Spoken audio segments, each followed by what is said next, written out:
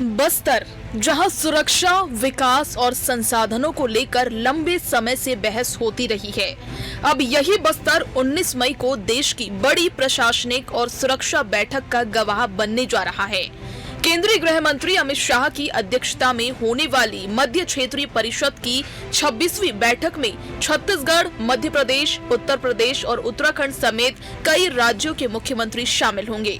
बैठक में आंतरिक सुरक्षा, सीमावर्ती समन्वय, नक्सल उन्मूलन, विकास योजनाओं और प्रशासनिक मुद्दों पर चर्चा होगी। 19 मई बस्तर में बड़ी बैठक, अध्यक्षता करेंगे अमित शाह। शामिल होंगे कई राज्यों के मुख्यमंत्री। सुरक्षा और विकास एजेंडे पर चर्चा, नक्सलवाद पर रणनीति संभव। लेकिन अमित शाह के दौरे से पहले प्रदेश कांग्रेस ने सवालों की झड़ी लगा दी है। प्रदेश कांग्रेस अध्यक्ष दीपक बैज ने पूछा है कि आखिर इस बैठक से बस्तर को क्या फायदा मिलने वाला है। बैज का आरोप है कि सरकार उद्योगपतियों के लिए रेड कारपेट बिछा रही है और बस्तर के जल, जंगल, जमीन व खनिज संसाधनों को कॉरपोरेट हितों के लिए इस्तेमाल कर रही है। अभी बस्तर में मध्य क्षेत्र परिषद का बैठक होने जा रहा है। इसके लिए बकायदा केंद्रीय गृह मंत्री अमित शाह जी आ रहे हैं। इसके अलावा 4 राज्य के मुख्यमंत्रियों का बस्तर में बैठक होने जा रहा है। आप बस्तर में बैठक रखने का मतलब है अपने चहेते निजी उद्योगपतियों के लिए रेड कारपेट बिछाने के लिए आप बैठक रख रहे हैं, ताकि बस्तर के जल, जंगल, जमीन, खनिज संसाधन को कैसे बेचा जा सके, ये रोड मैप तय करने के लिए गृह मंत्री, देश के गृह मंत्री और 4 राज्य के मुख्यमंत्री शामिल हो रहे हैं। ये कहीं न कहीं भारतीय जनता पार्टी का ये पॉलिटिकल प्रोपोगेंडा है और बस्तर के खनिज संसाधन को लूटने के लिए सरकार बड़ा प्लान बस्तर में बैठकर कर रही है। निश्चित रूप से ये बड़ा बस्तर के लिए चिंता का विषय है। कांग्रेस के आरोपों पर बीजेपी ने भी जोरदार पलटवार किया है। डिप्टी सीएम विजय शर्मा ने कहा कि कांग्रेस आज भी खुलकर ये नहीं कहती है कि नक्सल कैडर खत्म होने की ओर है। उन्होंने दावा किया कि राष्ट्रीय स्तर पर तय 20 बिंदुओं पर चर्चा के लिए अमित शाह की बैठक हो रही है और इसका मकसद सिर्फ राजनीति नहीं बल्कि सुरक्षा, विकास और बस्तर को मुख्य धारा से जोड़ना है। नहीं, उनको नहीं मालूम है। उनको मैं बता देना चाहता हूँ आपके माध्यम से, हर जगह नहीं सोचना चाहिए कुछ गलत ही गलत। समझ मेरी बात को। मैंने बस्तर का भी उनको कभी विश्वास नहीं था। आज भी कांग्रेस का कोई नेता इस बात को मन से बोल नहीं सकता है कि नक्सल कैडर समाप्त हो गया है करके। वो बोलने में भगवान जाने क्या ये है। मैंने झीरम जैसा दंश झेलने के उपरांत भी ये स्थिति है। खैर, इस बात पर मैं आपको ये बताना चाहता हूँ, आपके माध्यम से माननीय दीपक बैज जी को बताना चाहता हूँ कि ऐसे 20 बिंदु राष्ट्रीय स्तर पर निर्धारित हुए हैं राष्ट्रीय बैठक में, और उन 20 बिंदुओं पर ही चर्चा करने के लिए माननीय राज्यपाल जी का प्रवास होता है। और ऐसे पूरे प्रदेश में भी हो रहा है, पूरे देश में भी हो रहा है। और ऐसे 20 बिंदु जो पब्लिक सर्विस से कुछ रिलेटेड हैं, उनकी समीक्षात्मक दृष्टि, उनका भी एक रिपोर्टिंग केंद्र को जा रहा है, तो ये अच्छी बात है। अमित शाह का बस्तर दौरा सुरक्षा और विकास के लिहाज से बड़ा माना जा रहा है, लेकिन बैठक से पहले जिस तरह राजनीतिक बयानबाजी तेज हुई है, उसने कई सवाल भी खड़े कर दिए हैं। अब नजर इस बात पर होगी कि 19 मई की बैठक में बस्तर के लिए जमीन पर क्या निकल कर आता है और क्या विपक्ष के सवालों का जवाब भी मिलता है। Bureau report, TV 24।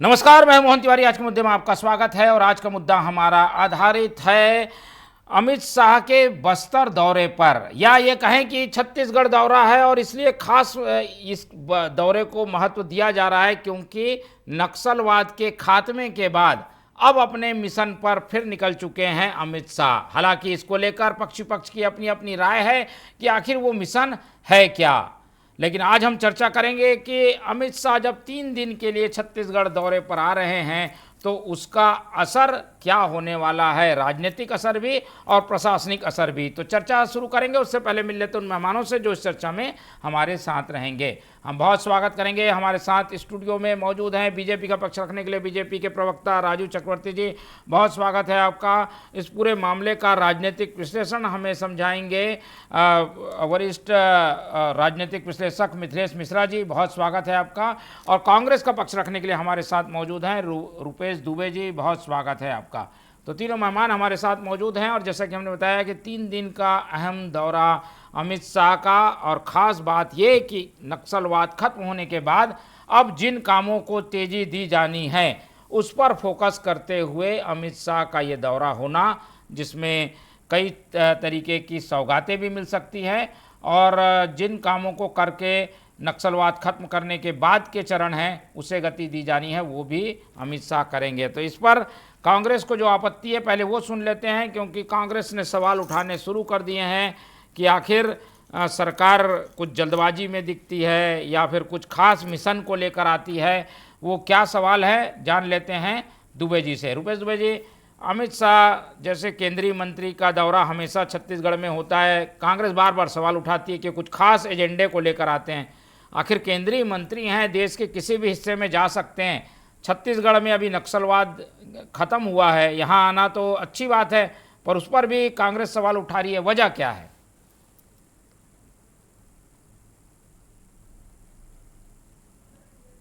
Dubey ji mute है क्या? आपकी आवाज़ नहीं मिल पा रही है, बोलिए। मोहन जी नमस्कार। जी मिश्रा जी नमस्कार। राजीव भाई नमस्कार।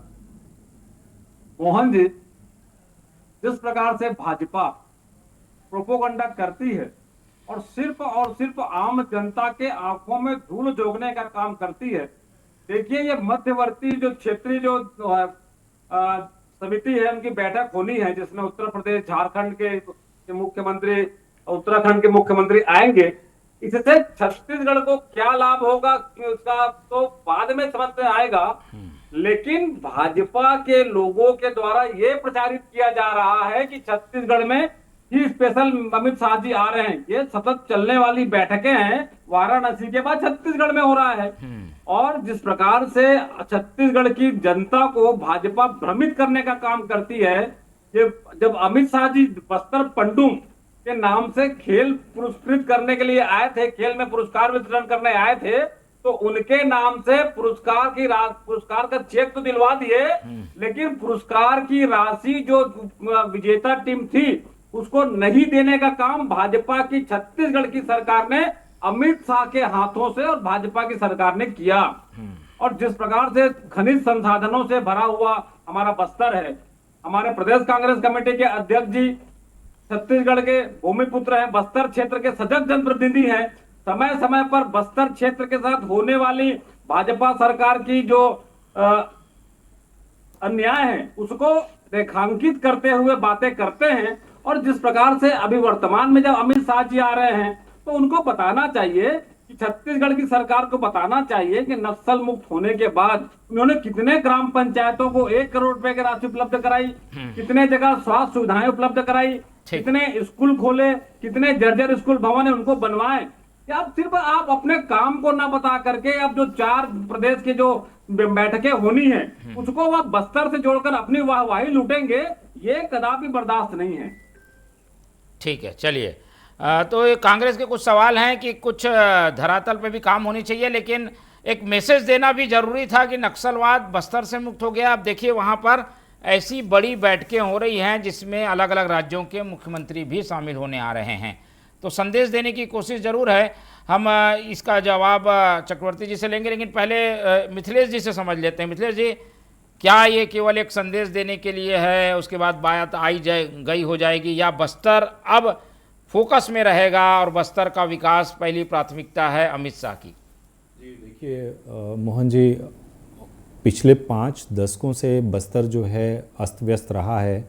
खासकर पिछले 3 दशकों में तो वहाँ एक मिलिट्री मूवमेंट चलता रहा नक्सलवाद के रूप में। अब इसके खात्मे हो जाने के बाद स्वाभाविक है कि वो क्षेत्र जो है राष्ट्रीय मुख्य धारा से जुड़ने की कोशिश करेगा और हम सब भी करेंगे कि वो क्षेत्र जो है राष्ट्रीय मुख्य धारा से जुड़ जाए, तो स्वाभाविक है कि केंद्र सरकार ने जो अपने वादे किए थे और केंद्र सरकार जो ये सोच कर चल रही है कि बस्तर को एक नया औद्योगिक क्षेत्र बनाना है और नीचे तबके तक, अंदर जंगल, सुदूर जंगल क्षेत्रों तक सारी मानवीय सुविधाएं और सिविक बॉडीज़ को पहुंचाकर इस क्षेत्र को एक नए रूप में परिवर्तित कर देना है, तो स्वाभाविक है ये प्रक्रिया चलती रहेगी। हम सब छत्तीसगढ़ वासियों के लिए तो ये गर्व का विषय है कि बहुत से दूसरे राज्यों के मुख्यमंत्री हमारे यहाँ आ रहे हैं। हम सब छत्तीसगढ़ी अपने मेहमान को पहुना कहते हैं, तो हमें स्वागत करना चाहिए और इसकी आंतरिक राजनीति की कोई संभावनाओं को अभी कम से कम इन चीज़ों पर गंभीरता से कोई विचार होता मैं नहीं देख रहा हूँ। ठीक है। और ये कितना सही है कि कांग्रेस कह रही है कि किसी उद्योग को स्थापित करने, उद्योग को फ़ायदा पहुंचाने, इस तरीके की बैठकें हो रही हैं? मोहन जी, कांग्रेस की पिछली सरकार के आते ही नंदराज पर्वत जो है वो अडानी जी को सौंपा गया था और उसका जमकर विरोध हुआ था। तो ये परस्पर आरोप प्रत्यारोप लगते रहेंगे, किसी का दामन साफ नहीं है। तो इन चीज़ों को लेके आप तो विपक्षी दल हैं, आपको अपने आप को विरोध के लिए अभी से कमर कस के तैयार कर लेना चाहिए कि जल जंगल ज़मीन की रक्षा हम करेंगे, अनावश्यक उद्योगों को नहीं आने दिया जाएगा। आपके लिए तो बड़ा अवसर है, आप इन लोगों का जमकर विरोध करिए, पर हर चीज़ को इसी नज़रिए से देखना मुझे लगता है कि ये ठीक नहीं होगा।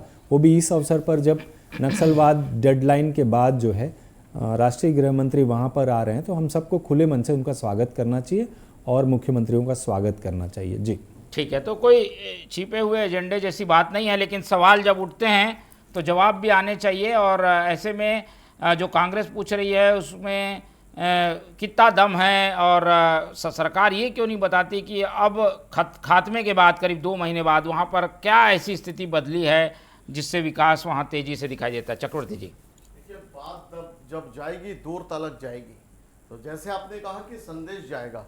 अब बस्तर कुख्यात था, हमारा सुंदर बस्तर, शानदार बस्तर, सुरम्य बस्तर, जो प्रकृति के से अटा हुआ बस्तर, और लेकिन उसमें बैलेट और बटन की जगह बम चल रहे थे और बुलेट चल रहा था।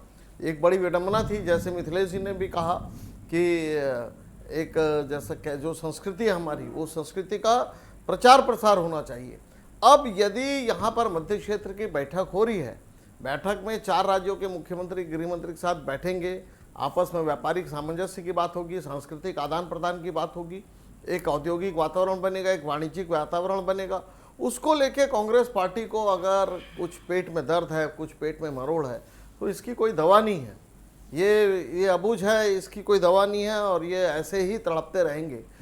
मोहन जी, अभी मैं बंगाल चुनाव में गया था, जो नक्सलवाद बंगाल में शुरू हुआ था, लेकिन दुर्भाग्य देखिए वहाँ पर नहीं था उतना ज़्यादा। वहाँ के लोग पूछ रहे थे, आप उस छत्तीसगढ़ से आए ना जहाँ पे बम फूटते हैं, हम पहले घूमने जाया करते थे, अब नहीं जाते, हमको डर लगता है।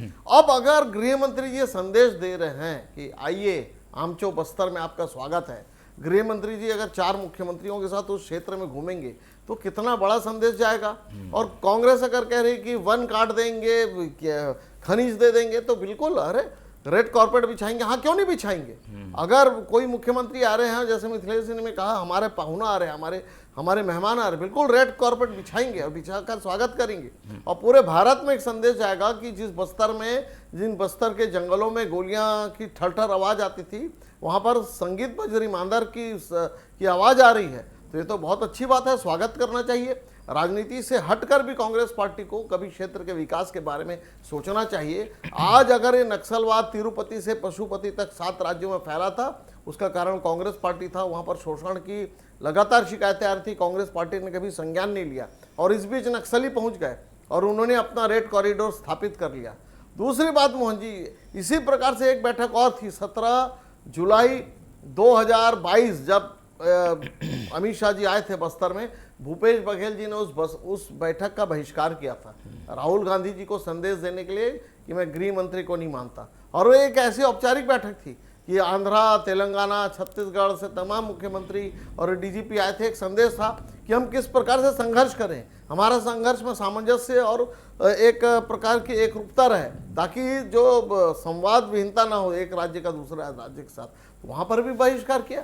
और आज जब एक ऐतिहासिक कदम हो रहा है मध्य क्षेत्र की बैठक हो रही है, उस बैठक का बहिष्कार ये दिखलाता है कि कांग्रेस को बस्तर के विकास से कोई लेना देना नहीं है। कांग्रेस पार्टी अपने राजनीतिक एजेंडा पर चलती है और वो एजेंडा जो है वो विकास विरोधी है। इसी कारण कांग्रेस पार्टी को लोग शायद पसंद नहीं करते। हाँ, केरला में सरकार बन गई, सांप्रदायिक विरोधी कहते हैं, लेकिन किनके साथ सरकार बनी? मुस्लिम लीग, जो कहता है कि सर चंद से जुदा।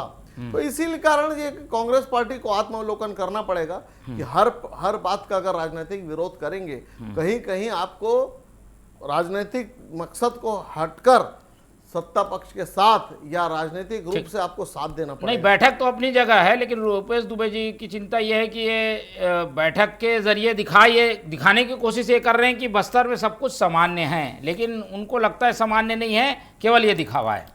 अब वो समझने की बात है, समझ का फेर है। जो समझे वो समझदार है, जो ना समझे वो अनाड़ी है। समझ तो ये रखनी चाहिए कि जब गृह मंत्री जी जा रहा है, एक भारत देश में एक बहुत अच्छा वातावरण और बहुत अच्छा पॉजिटिव संदेश जाएगा, सकारात्मक संदेश जाएगा। और उस संदेश से निश्चित रूप से हो सकता है टूरिज्म कॉरिडोर बने, लोग छुट्टी मनाने मनाली से अगर बस्तर तक आए, या अभी जिस प्रकार से सड़कों का जाल, भारतमाला परियोजनाएं की सड़क बन रही है, समृद्धि की सड़कें बन रही है, तो अच्छी बात होगी। ये तो बहुत अच्छी बात है। संभाव आप कुछ भी दुश्चिंता मत करिए।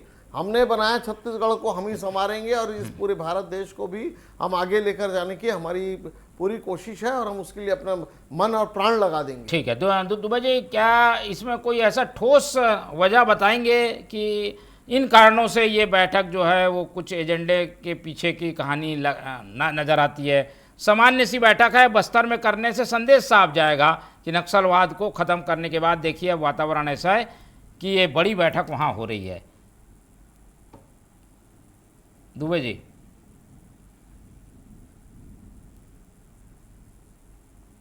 रुपेश दुबे जी, मेरी आवाज़ मिल रही है आपको?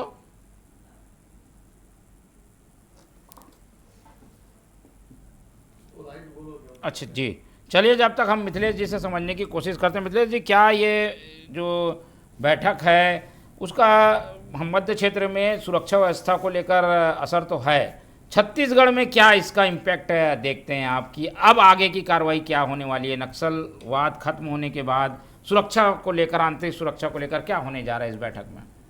देखिए मोहन, नक्सलवाद का मिलिट्री कैडर तो ख़त्म हुआ है, लेकिन उनके रैंक्स और फाइल्स तो होंगे।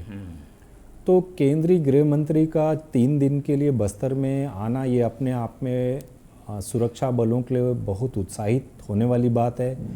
पूरे सुरक्षा बल जो सुदूर जंगलों में कैंप किए हुए हैं और अपने आप को कॉम्बैट रेडी हैं, वो बड़े सतर्क रहेंगे और चार्ज हो जाएंगे। एक तो उनका उत्साहवर्धन हो जाएगा, दूसरा साथ में कई सारे मुख्यमंत्रियों का आना और वहाँ पर 2-3 दिनों के लिए रुकना और बातचीत करना, ये अपने आप में पूरे भारत में ये मैसेज जाएगा और दुनिया में ये मैसेज जाएगा कि जो दुनिया का सबसे बड़ा कॉन्फ्लिक्ट जोन था वो अब सुधर गया है, वहाँ काफ़ी परिवर्तन आ गया है, शांति है और वहाँ पर अब दूसरी चीज़ों का विकास की गंगा सुचारू रूप से बहेगी।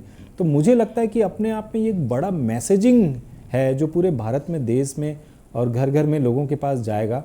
और एक इम्पॉर्टेंट चीज़ है, मुझे लगता है कि ये 2028 की चुनाव की तैयारी की शुरुआत भी है। इसे हमें एक राजनीतिक विश्लेषक होने के नाते मैं उसे वहीं पर ले जाऊंगा आपको कि ये एक तरीके से राजनीतिक लड़ाई की शुरुआत है और ये अपने कैडर्स को तरोताज़ा करने के लिए और लोगों को ये मैसेज देने के लिए कि आने वाली चुनौती, राजनीतिक चुनौतियों के लिए आपको अभी से तैयार होना है और हम बस्तर के नाम पर या बस्तर की उपलब्धियों पर ही आगे चुनाव में जाएंगे। मैं इसे इस रूप में देखता हूं। ठीक है, और अमित शाह जहां जाते हैं एक बड़े लक्ष्य के साथ जाते हैं। छत्तीसगढ़ उनका आना और बार बार आना एक बड़ा लक्ष्य को तो ख़त्म करता है, लेकिन क्या कुछ सरकार के स्तर पर भी उनकी कुछ भूमिका रहेगी क्या कि ऐसे बेहतर चीज़ यहाँ मध्य प्रदेश या छत्तीसगढ़ में हो सके? जी बिल्कुल बिल्कुल, आप ठीक कह रहे हैं। देखिए, बस्तर में एनएमडीसी कार्यरत है, इंडियन रेलवे कार्यरत है, अब दूसरे केंद्रीय एजेंसियों को, उपक्रमों को भी वहाँ आना है, साथ में बड़े कॉरपोरेट्स की नज़र भी बस्तर पर लगी हुई है।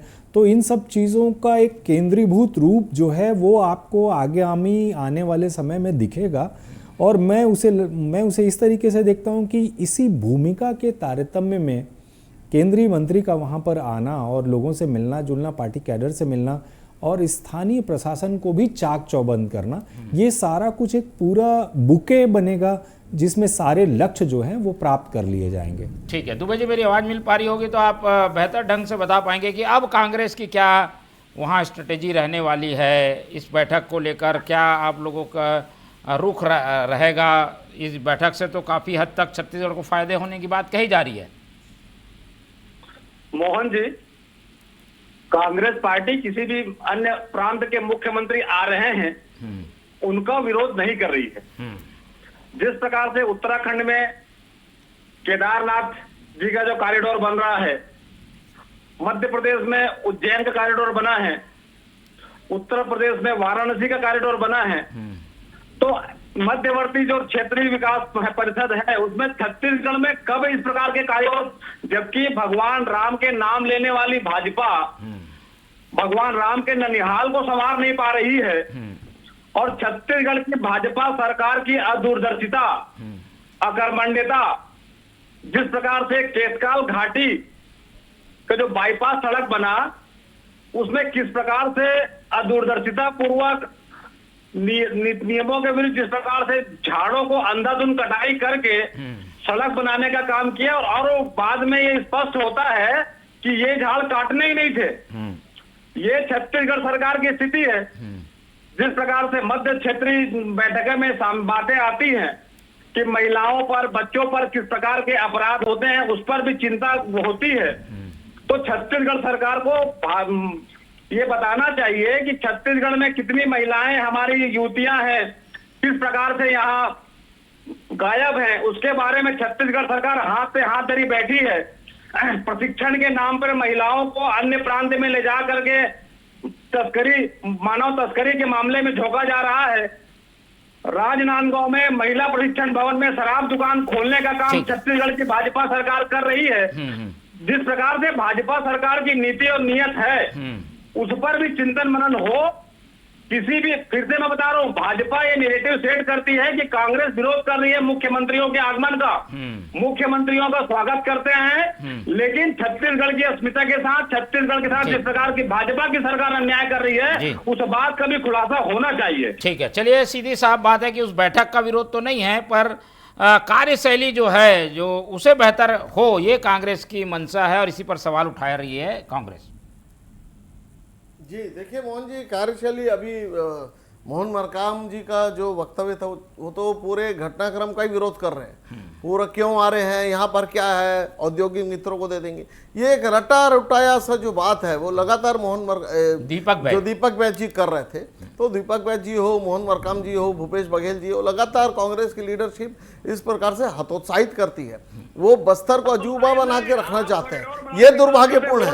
अरे अगर उद्योग आएंगे तो उद्योग का ये मतलब नहीं होता है कि केवल एक ही उद्योग है, पर्यटन भी उद्योग है, उद्योग तो होटल इंडस्ट्री किलोमीटर में टोल टैक्स देने की मांग दे रहे हैं आम जनता को सुविधा के नाम पर। तो ये जनता की जेब में डाका डालने का भाजपा की सरकार कर रही है। तो कांग्रेस की जो तकलीफ है के नाम पे वो आम तकलीफ जनता को मैं समझ सकता हूँ कि कर रही है। राजनीतिक लाभ कैसे लिया जाए। अब राजनीतिक लाभ आपको लेने का कोई मौका नहीं मिलेगा, क्योंकि बस्तर का युवा भी अब इंटरनेट से जुड़ चुका है, टेलीविजन से जुड़ चुका है, वो देख रहा है कि हमें कैसे आगे बढ़ना है। और बस्तर की सुदूर बच्चियां ये कह रहे थे ना कि कहाँ ले जाते हैं, तो बस्तर झाड़ों को काटा गया, अभी झाड़ का मामला नहीं है, झाड़ जंगल नहीं, वो ये कह रहे हैं आज बस्तर का मामला है। आ गई बात है दुबे जी, मैं सीधा पूछ लेता हूँ। वो ये कह रहे हैं कि औद्योगिकीकरण कुछ इस ढंग से होने वाला है नक्सलवाद के आने के बाद कि जल जंगल जमीन बचेगी नहीं, ये उनका मूल सवाल है। जल जंगल जमीन तो बस्तर की तकदीर है, तस्वीर है और सुंदरता है, उसे नहीं, लेकिन उद्योग बिल्कुल आएंगे। उद्योग जहाँ पर बहुत ज्यादा आयरन ओर है, जहाँ पर लोहे की गाद है बड़ी बड़ी पहले से, तो क्यों नहीं आएंगे? अरे नेहरू जी ने MOU किया था, 1949 में नेहरू जी ने पहला डीला के M11 M16 से लेकर तमाम, जब नेहरू जी ने वहां पर करार किया था जापान के साथ लॉन्ग टर्म जो उन्होंने पॉलिसी तय की थी, तो क्या वो गलत था? क्यों किया था? करार नहीं किया था, बस्तर के विकास के लिए किया था। अच्छा, विकास के लिए हम करेंगे तो विनाश के लिए, आप करेंगे तो विकास के लिए, ये दोहरा पैमाना। अरे रुपेश जी, चाहे नेहरू जी करे या अमित शाह जी आके करे, घाटी बाईपास में बिल्कुल। कितने हाँ, वो अलग मामला, उस पर अलग बहस योजना के करेंगे। विपरीत लेकिन आज अगर मुख्यमंत्री आ रहे हैं परियोजना मंत्री के विपरीत बताइए बैठक ना, हो रही है जो बस्तर में, सरकार तो इस बस्तर परियोजना की को बैठक का धरातल पे दूरगामी लागू नहीं परिणाम कर सक रही है, होगा और उसके उसमें बहुत विकास अच्छे की परिणाम परिकल्पना आएंगे। इसीलिए आप चीखना बेमानी चिल्लाना है। छोड़ दीजिए रुपेश जी, सुन लीजिए थोड़ा सा, अगर माता चिल्ला तो नहीं सुन चिल्ला लीजिए। रहा हूं। जब नहीं, आप पर्यावरण चीख को रहे क्षति हैं, पहुंचाएंगे आप ना, चीख रहे हैं, तो चिल्ला रहे हैं, आ गई, बोल काफी रहे हद तक बात आ हैं। गई। तो बिल्कुल मोहन जी, इसका बहुत अच्छा दूरगामी परिणाम होगा और बहुत अच्छा संदेश जाएगा और देश में एक वातावरण जो बस्तर को लेके लोगों के अंदर था ठीक। कि बस्तर जल रहा है, बस्तर में बम फूटते हैं, वो एक तस्वीर साफ होगी। ठीक है, वो तस्वीर बदलनी भी चाहिए। एक आखिरी कमेंट ले लेते हैं मिथिलेश जी, क्या देखते हैं, आपका विजन क्या कहता है इस तरीके की स्थितियों के बीच? अब सरकार के काम भी हो रहे हैं, विपक्ष के सवाल भी अपनी जगह है। देखिए, मैं काफ़ी आशान्वित हूँ बस्तर में परिवर्तन के लिए और वहाँ पर नए उद्योग धंधों के लिए। इस बीच कांग्रेस का जो रिजर्वेशन है जल जंगल ज़मीन को लेके, एक राजनीतिक दल के रूप में नहीं, मैं इसे एक सामान्य छत्तीसगढ़ी और बस्तरिया होने के नाते मैं ये मानता हूँ कि जन सामान्य में एक भय तो है और एक संदेह भी है कि क्या सारा कुछ जो है देश के बड़े औद्योगिक घरानों को दे दिया जाएगा और फिर अंधाधुंध जंगलों की कटाई होगी और सब कुछ पहाड़ पहाड़ जो है जल जंगल ज़मीन यहाँ की नदियाँ और यहाँ के लोग जो हैं वो प्रभावित हो जाएंगे और छत विछत हो जाएंगे। तो मुझे ऐसा लगता है कि छत्तीसगढ़ की स्थानीय सरकार को और केंद्र सरकार को, दोनों को इन विषयों पर प्रॉपर तरीके से विमर्श कर लोगों के सामने अपना पक्ष स्पष्ट रूप से रख दिया जाना चाहिए कि बस्तर के विकास का जो आगामी मॉडल होगा वो इस प्रकृति का होगा और इसमें इस तरीके से आपके हित, आपका सारा कुछ, आपका भविष्य सुरक्षित किया जाएगा। और मुझे भी यही लगता है कि बस्तर का मिशन यही है कि बस्तर का विकास हो। फिलहाल इस पर काम चल रहा है, कुछ चीज़ें सामने हैं, कुछ चीज़ें अभी सामने नहीं आई हैं और इसीलिए थोड़ी धुंध के बीच विपक्ष के सवाल भी अपनी जगह खड़े हैं। अमित शाह आएंगे तो और चीज़ें साफ होंगी, उनके कार्यक्रम पर हमारी निगाह बने रहेगी। फिलहाल इस चर्चा के लिए समय इतना ही है, इसलिए चर्चा यहीं ख़त्म करते हैं। हमारे साथ राजू चक्रवर्ती जी जुड़े, उनका धन्यवाद। हमारे साथ मिथिलेश मिश्रा जी थे, उनका धन्यवाद। और रुपेश दुबे जी ने अपना कीमती समय दिया, उनका बहुत बहुत धन्यवाद। तो तीनों मेहमानों को धन्यवाद कहते हुए आज की चर्चा यहीं ख़त्म करते हैं और आप लोग से रखते हैं उम्मीद कि आप लोग देखते रहेंगे TV24। रखिए अपना बहुत ख्याल। नमस्कार।